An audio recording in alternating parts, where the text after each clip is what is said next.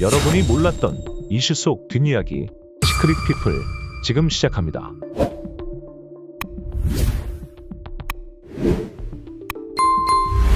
음주 뺑소니 혐의로 재판에 넘겨져 1심에서 실형을 선고받은 가수 김호중이 항소심 첫 재판에서 원심 형량이 무겁다며 선처를 호소했습니다. 그리고 빠른 석방을 위해 김호중 측이 내린 충격적인 결단. 대체 무슨 일인지 자세히 전해드리겠습니다. 음주 뺑소니 혐의로 실형을 선고받은 김호중이 발목 통증 악화를 이유로 보석을 신청했으나 기각되며 구속기간이 또다시 연장됐습니다. 이에 김호중 측은 빠른 석방을 위해 형량 줄이기에 박차를 가하고 있는데요. 항소심 첫 공판기일이었던 지난 12일 김호중의 팬덤 아리스로 추정되는 방청객들이 자리를 가득 메웠습니다. 이들은 재판 시작 1시간 전부터 법정 앞에 줄을 섰는데요. 그러나 이날 입장 가능한 방청객 수가 17명으로 제한되면서 일부는 법원 관계자에게 항의하는 소동도 일었습니다. 어떻게든 김호중을 먼발치에서나마 보고 싶었을 테니 말이죠. 그렇게 이날 재판에 참석한 김호중은 하늘색 수의 차림으로 목발을 짚으며 등장. 재판 내내 고개를 푹 숙인 채 무표정한 얼굴로 누가 봐도 몸 상태가 좋지 않아 보였는데요. 김호중 건강 상태에 빨간불이 켜졌습니다. 오래전부터 알아온 발목 통증이 악화돼 극심한 고통 속에 하루하루를 보내고 있는데요. 의사 처방을 받아 약물을 복용하며 근근히 버텨왔지만 마약류로 분류돼 구치소 반입 불가로 이마저도 복용하지 못하고 있는 상황. 김호중 측 변호인은 주치의 진단서를 근거로 피고인은 발목인데 불안정성으로 보행 시 통증이 있는 상태다.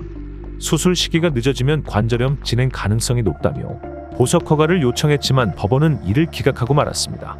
아니 몸 상태가 이렇게까지 안 좋은데 약물마저도 반입되지 않는 상황 속에 어떻게 구금 생활을 이어가란 건지 죄는 미우나 사람은 살려야 하는 거 아닙니까? 김호중은 하루라도 빨리 죗값을 치르고 치료를 받아야 하는 상황입니다. 최악의 상황 관절이 닳아서 잘 못 걷게 된다고 하는데 아니 이거 어떻게 해야 되는 겁니까? 이번 재판에서는 김호중의 술타기 수법이 쟁점으로 다뤄졌습니다.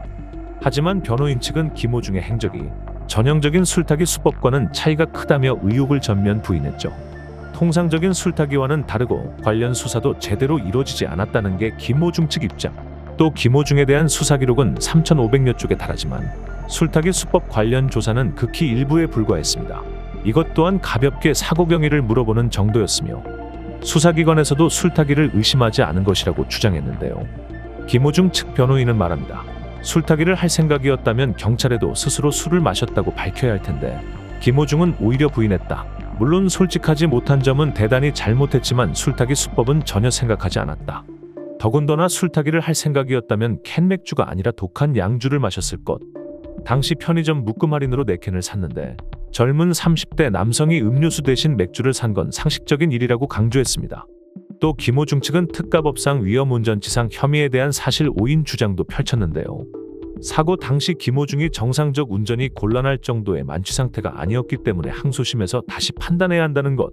특가법 5조의 11 위험운전치상은 음주 또는 약물로 인해 정상적인 운전이 곤란한 상태에서 운전해 사람을 다치게 한 때 적용됩니다. 김호중 측 변호인은 정상적인 운전이 가능한지 여부에 대해서 제대로 입증이 되지 않았다. 국과수 감정에서도 음주 대사체 수치가 기준치 10분의 1 수준으로 나왔다는 점에서 가벼운 음주에 불과하다고 말했습니다. 이어 당시 일행이 많았고 장소를 옮기며 주문했던 주류 총량으로 계산됐기 때문에 김호중이 마신 술을 판단하기 어렵다라고 덧붙였는데요. 또 더불어 증거로 제출된 CCTV에 대해서는 김호중은 한쪽 발목에 상당한 기형이 있어서 걷는데 장애가 있다. 평소 걸음걸이도 정상인과 다른데 남들 보기에 비틀거린 것처럼 보인 게 음주 때문이라는 건 잘못된 단정이라고 주장했습니다.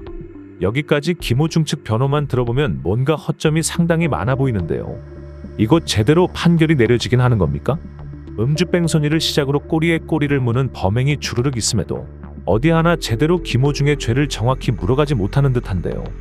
음주 뺑소니에 음주가 빠지고 또 더군다나 구속기간만 연장되는 이 답답한 상황 속에 김호중을 도왔던 이들의 행보도 눈에 띕니다. 무슨 일이냐고요? 범인도피 교사 등 범죄인멸, 조작을 시도했던 이 대표와 전 본부장 등 다른 피고인 3명이 1심 형량이 무겁다는 이유로 항소했습니다. 이 대표와 전 본부장은 각각 징역 2년, 징역 1년 6개월, 장 매니저는 징역 1년을 선고받았는데요. 이들 변호인은 그때 한 명이라도 말렸으면 좋았을 거라고 모두 생각하고 있지만 당시에는 큰 타격을 입을 거라는 당황스러움 때문에 순간 판단력을 잃었다. 모두 전과가 없고 우발적이었다는 점, 그리고 수사 초기부터 적극 협조한 점을 헤아려 달라고 호소했습니다. 참으로 손발이 잘 맞았던 이들은 사건 발생 후 매니저 장 씨가 대리자수를 하는가 하면 소속사 본부장이 차량 블랙박스 메모리를 삼키는 등 조직적 범죄 은폐 의혹을 받았던 바, 이처럼 너무나도 자연스럽게 그리고 태연하게 맥주를 구매해 모텔로 도주했던 이들의 행동이 과연 용서받을 수 있는 일이었을까요? 김호중 측은 술타기 수법에 대한 부인으로 흐름을 바꾸고 실형을 내린 원심을 집행유예로 형량을 낮추기 위한 시도로 예측됩니다. 하지만 교통사고를 낸 뒤 도주한 것은 분명한 사실. 범인 도피 방조 혐의도 피해 갈 수 있을까요? 결국 음주운전 혐의는 빠졌지만 뺑소니, 허위 자수 등 김호중이 저지른 범죄만 해도 수두룩합니다. 사건의 본질보다 법적 처벌을 피해가기만 급급해 보이는데요. 사람들은 말합니다. 진짜 그때 누구 하나라도 제대로 된 생각을 했더라면 자수하고 광명 찾았으면 얼마나 좋았을까? 순간 판단력을 잃었다고? 그게 바로 이 대표의 본 모습 아니고? 수사기관에서도 술타기 수법은 그닥 그렇게까지 자세히 조사한 것 같이 안 보임. 증거 미비 주장이 아니라 사실로서의 내용을 그대로 하면 된다. 증거가 미비한 게 아니지. 사고 내고 도주했고 비틀거렸고 본인이 진술도 했고 집에 갔다가 모텔 가기 전 술 구매했고 모텔로 숨은 거 아님? 여기까지가 정확한 내용이고 나머지가 증거 미비라면 그냥 사실 그대로를 가지고 얘기하면 돼. 사실이 그대로 드러났는데 왜 이렇게 변명들이 많은지. 변호사 잘 쓰면 저런 사건도 이기게 되는 건가? 술 때문에 비틀댔는지 발목이 안 좋아 절뚝거린 건지. CCTV 보면서 자기들끼리 말들이 참 많네. 발목 상태 최악인데 이대로 뒀다가 못 걷게 되면 어쩌나. 약까지 반입이 안 되면 그 고통을 생으로 견뎌야 한다는 건데 죄는 밉지만 어떡하겠노. 최고의 가수였는데 괘씸죄로 더한 형벌이 예상됨? 이미 김호중은 매니저가 대신 자수할 거라 알고 있었고 맥주나 한 캔 마시고 자고 일어나면 모든 게 끝날 거라 생각했을 듯? 손발이 맞아야 해먹지. 결국 드러날 거짓말은 왜 했는지. 거짓말만 안 했음 이 지경까지 안 왔다. 잘못은 바로 인정하고 죗값 받았음 얼마나 좋았을까? 변호사가 참 열일하네요. 아픈 건 안 됐지만 이건 누가 봐도 생떼 부리는 듯. 진실은 언제라도 밝혀집니다. 어느 누구에게나 억울함이 없기를 바라겠습니다. 만인에게 평등한 법, 김호중에게도 해당되는 것. 억울함이 없도록 공정하고 공평한 판결이 내려지길 바랍니다. 지금 김호중이 받고 있는 혐의 가운데 특가법상 위험운전치상이 1년 이상 15년 이하의 징역 또는 1,000만 원 이상 3,000만 원 이하의 벌금으로 처벌 수위가 가장 높습니다.